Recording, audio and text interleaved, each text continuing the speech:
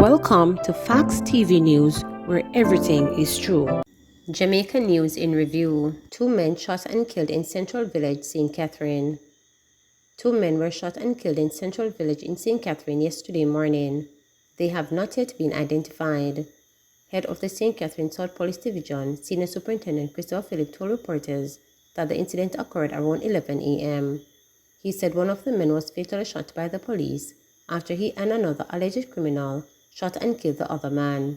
We had a team in Central Village that was on patrol. We had a murder in that area a few days ago, and so we were maintaining some presence along the main thoroughfare. The team was patrolling in that area when they heard loud explosions coming from the vicinity of the Little Lane, close to a complex they have there. The members of the team saw 2 men going across with weapons. They attempted to accost them, and these men fired at the team. The team, of course, returned fire. After that shooting, 1 man was seen suffering from gunshot wounds, clutching a Glock pistol. The other man managed to escape in the community. On further investigations, we recognize that they had just committed a murder across the road and was heading back into the Zion Hill area of Central Village. So that's what happened in that incident. We're yet to confirm the identity of the deceased. Hot boyfriend charged with murder in Donnelly Donaldson's case. Noel Maitland, the boyfriend of missing social media personality Donnelly Donaldson, has been charged with murder in connection to her disappearance. Deputy Commissioner of Police Fitz Bailey made the announcement at a press conference Tuesday afternoon. Bailey said police theorize that Donaldson was murdered between 4 p.m. and 8 p.m. on Tuesday, July 12. This is supported by Forensics and Technology, Bailey stated. He said investigations will continue as police search to recover a body. Maitland, assigned to the St. Andrew North Police Division, was arrested last Thursday on Duke Street in Kingston by police officers assigned to the Counterterrorism and Organized Crime Investigation Division. Donaldson, whose disappearance has drawn nationwide attention, was first reported missing to the police on Wednesday, July 13, 2022. She was believed to have gone to spend the night with Constable Maitland before she was reported missing. According to police reports, on July 11, about 10 p.m., she was picked up at her house by Maitland in a black BMW motorcar to spend the night with him at his apartment. However, on July 12, Donaldson's mother, Sophia Logg, reported to the police that she had not seen or heard from her daughter. On July 25, a divisional case review was held. On July 26, a third case review was conducted where members of the Jamaica Constabulary Force, the DPP and senior prosecutors from her office, as well as Indicom, were in attendance. On July 27, Constable Maitland was taken into police custody and a press statement issued. On July 29, he was taken before a court and remanded in custody. What I can report at this time is that Constable Maitland was this afternoon charged with the murder of his 23-year-old girlfriend, Donnelly Donaldson. His formal charge comes after 20 days of diligent and comprehensive investigation by detectives in what began as a missing persons investigation, but given the evidence that was being collected, subsequently became a murder probe. Maitland maintains innocence, says lawyer. Prominent attorney at law Christopher Towson, who is representing Constable Noel Maitland, says his client is maintaining his innocence in the wake of being charged with murder in connection with the disappearance of social media influencer Donnelly Donaldson. Towson argued that the evidence presented in a press conference by the Jamaica Constabulary Force appears to be circumstantial in nature. I can confirm that my client has been charged for murder, as the press conference did indicate. Of course, the evidence that they're relying on is circumstantial, Towson said. Deputy Commissioner of Police Fitz Bailey made the announcement at a press conference. Towson argued that an arrest doesn't imply or affirm guilt. The fact that you're charged for something doesn't mean you're guilty of it, Towson reported. In such instance such as this, where they're relying purely on circumstantial evidence, it would appear. I have not yet seen the material they're relying on. I can only go from the press conference. He, Maitland, remains resolute in his position, and he wishes to have a day in court, which I hope will be very soon, Towson stated. Indicom interviews policewoman in relation to Donnelly Donaldson case session to be kept confidential until deemed prudent for public dissemination. The Independent Commission of Investigation (INDECOM) has pointed out that while it's aware of the public interest in the case of missing influencer Donnelly Donaldson, its interview session with the policewoman will be kept confidential until deemed prudent for public dissemination. This, as the information gleaned from the interview is crucial to the overall investigative process, and release of information from the interview could jeopardize the case. The woman district constable was interviewed by INDECOM on August 3rd. She is being deemed a witness at this point. The police have already indicated that the policewoman is not a suspect, as there is no evidence linking her to the case. The father of her child, who is also a police officer and the companion of Donaldson, has been charged with murder. Noel Maitland was also set to be interviewed by INDECOM yesterday. However, following the murder charge, the commission said it will not proceed with the question and answer session for him.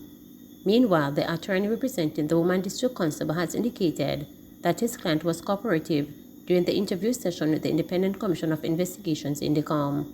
While refraining from giving details on the session, Oswest's senior estimate said his client gave responses to questions aimed at getting information.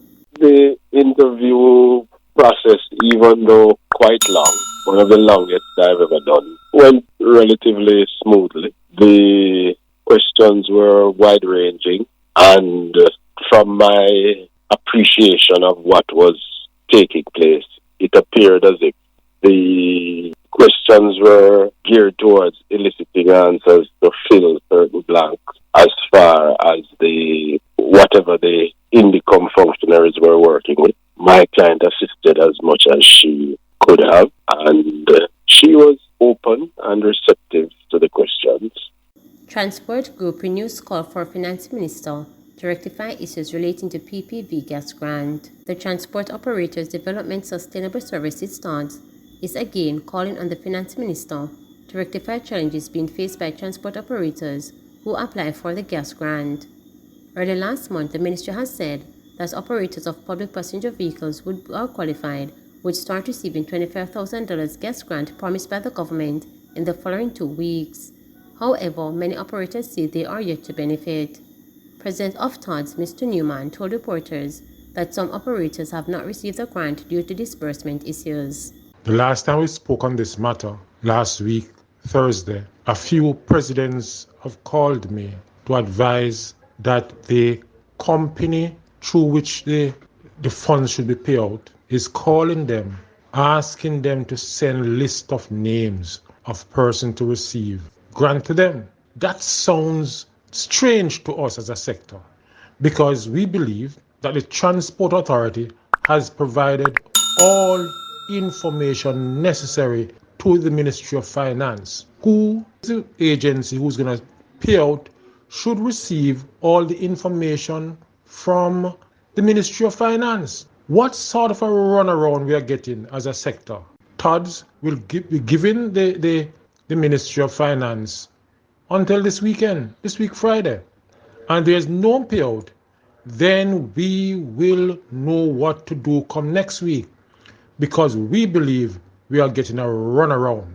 We have chosen an agency from day one. Ourselves and the Transport Authority sat down together, work out how this money can be disbursed to the persons, not in cash, but in fuel. Send the information to your phone. You take it to the gas station, they swipe it and you get your fuel. No, this is a runaround. Just like last year, we were told only 3,000 apply. No, over 20,000 persons tried to apply and can't get through. As I speak now, members of my team, my executive, trying to apply and can't get through. Something is not right. But I urge the Ministry of Finance to do what is right and tell us exactly what is going on. Sunshine Girls beat Australia to sweep Pool A in CWG Netball. Sunshine Girls beat Australia to sweep Pool A in CWG Netball. Jamaica's Sunshine Girls have made their biggest statement of the netball competition at the Commonwealth Games so far, with a close 2 goals come from behind 57-55 win over Australia at the NEC Hall in Birmingham, United Kingdom on Thursday morning. The win saw Jamaica sweeping all 5 games in Pool A to top the point table with a perfect 10, 2 more than Australia, the beaten finalists in 2018 in Gold Coast. Jamaica trailed in the match until a furious fourth quarter, where they overcame a 6-goal deficit to score the Australians 17-9 for a morale-boosting victory. Jamaica trailed by 1 point 13-14 after the first quarter and was still behind by the same margin 30-29 at the half. Australia forged further ahead, going into the final quarter leading 46-40. Goal shooter Jeanine Fuller led the Jamaicans, scoring with 47 goals from 50 attempts, and goal attack Shanice Beckford scored the other 10 from 10 attempts. Australia's goal scorer Gretel Bruta scored 36 goals from 39 attempts for the loser, while Stephanie Woods scored 19 from 22 attempts. Man killed, 5 gun seized in Portmore shootout. A joint police-military operation went underway along the Dank Road in Portmore, St. Catherine, after armed thugs and lawmen traded bullets on Thursday morning. 4 high-powered weapons and 1 handgun had reportedly been seized. 1 man was also reportedly shot and killed.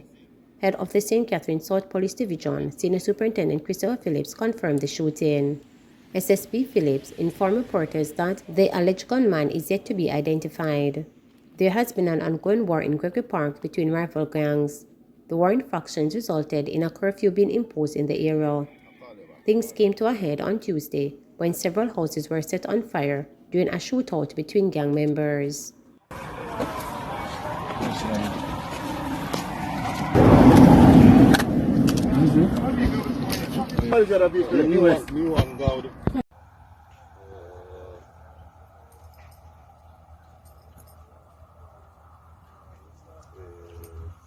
Yeah, so me.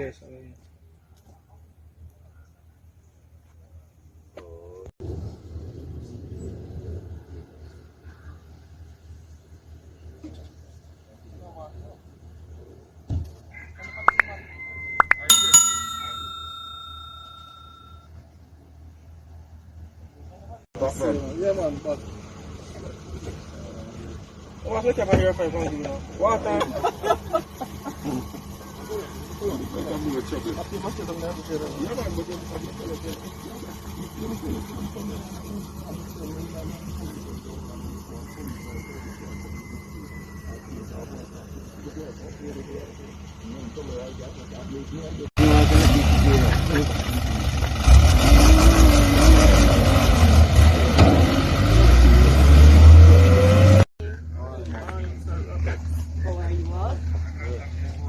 Man having sleepless nights since murder of 5. An emotional Lavina Miller said Sunday that on the 21st of June, when she learned of the butchering of 4 children and their mother in Clarendon, she was prompted to touch the neck of her 2-year-old, as she couldn't fathom what could motivate a man to slit the throat of a baby. On June 21, a relative found 23-month-old Kishane Henry Jr. and his sisters, along with their mother, in their house with their throats slashed. Collectively, they received approximately 100 stab wounds at the hand of their cousin Roslyn Barnett. Last week pleaded guilty to the murders. The joint funeral for Wright and her children, which evoked an outpouring of emotions for family strangers, was held at Stuart Hall Auditorium of Clarendon College on Sunday. Attendees, which included Miller, numbered hundreds. Miller isn't a close associate to the family, but she should have numerous encounters with Wright, and as a mother, she felt the tragedy to her core. From it happened, I wake up at night time and think about it. When you cut a piece of meat and the knife bounce off and cut your hand, that's hot, you know. When the incident happened, I hold my little boy neck and feel it, because I imagine which part of my baby neck could have cut. My God, man, when I come at the funeral, I did have to take a pressure pill, and I take 2 last night. I know the kids, their mother, and it's hard to live with. I not go forget this. When I am coming from Maypen, she would normally take the bus with me and come after a hook piece. Me have a 17-year-old and me have a 10-year-old too. Me also have a baby we got 3 September. Me think all type of ways that it could be my kids and it could be me too. Me think everything that is bad about the guy. Yvette Miller told reporters that she had met the mother in Chopperton, where she also met Barnett. She claimed that Barnett is cursed and had sprung from terrible genes. Miller added that he also alleged harmed a male member of his family in Trelawney. Wright should have left him in the cold and not help him seek refuge. After that boy stabbed a relative in Trelawney, she shouldn't have any sympathy to take him in her place. The boy very cruel. I don't know what him involved in, But the boy wicked, him curse, me not even want no food to eat. Tony Spence, meanwhile, told reporters that he has never met Wright nor her children, but the gruesomeness of the crime had dictated that he attended the funeral. I am not a family member. Humanity brought me here. Them type of murder a gruesome murder. When you think about it, you have to be here to see. I can't find words to express my sympathy. It is terrible, man. These things really happen in our little island Jamaica, where we love so much. Elizabeth Johnson wanted to see the faces of the children and their mother. Not being allowed to do so was very disappointing for her. I am grieving because I have children. I wanted to see the bodies, but I couldn't.